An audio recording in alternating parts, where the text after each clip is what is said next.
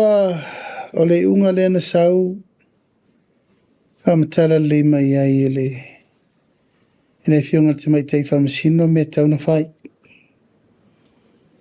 Maul mena na whai. I re tu upanga e noa ai whapea le mta upulea. O leo tu ua ia tuai mau mani mea no waru whai. I le anganga mama. So soni leo tau sa ili tangat. I leo a kuur sa ili ngoro ngaka. Ai whaasanga mai sor kura whongolo. So ngoro waru whai. Ma kuasi se isingi me sa whai. Arupu sa orna. Le susuanga mua le susuanga lona lua. Ia e so soani susuanga lona koru. Ai whaasanga mai pingya. O me sa orna lentup.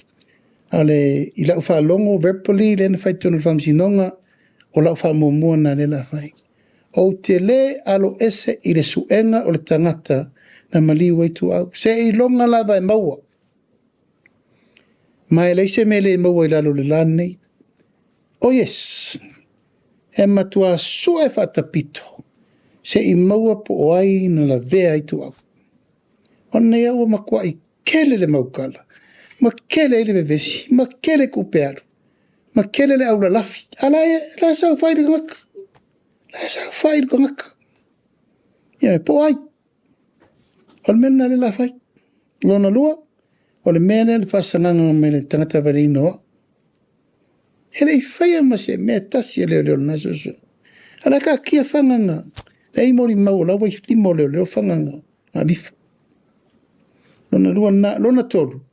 Le a fianga whalau whasaina tono taupu nei. Ala kaloka la kau fia i kasam.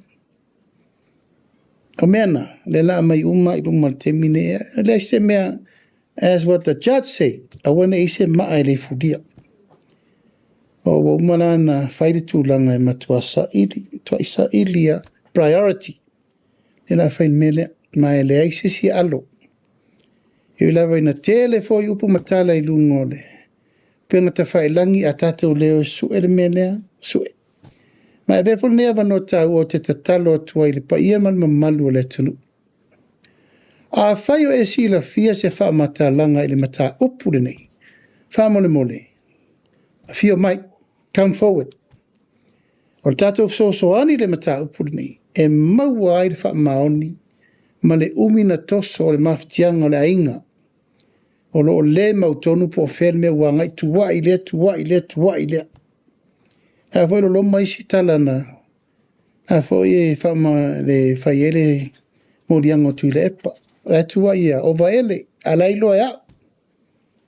Na wai lumo pamsinonga. Ma tele i male nunumi al mele atu. A e o lau fesiri ma yes. It's a priority.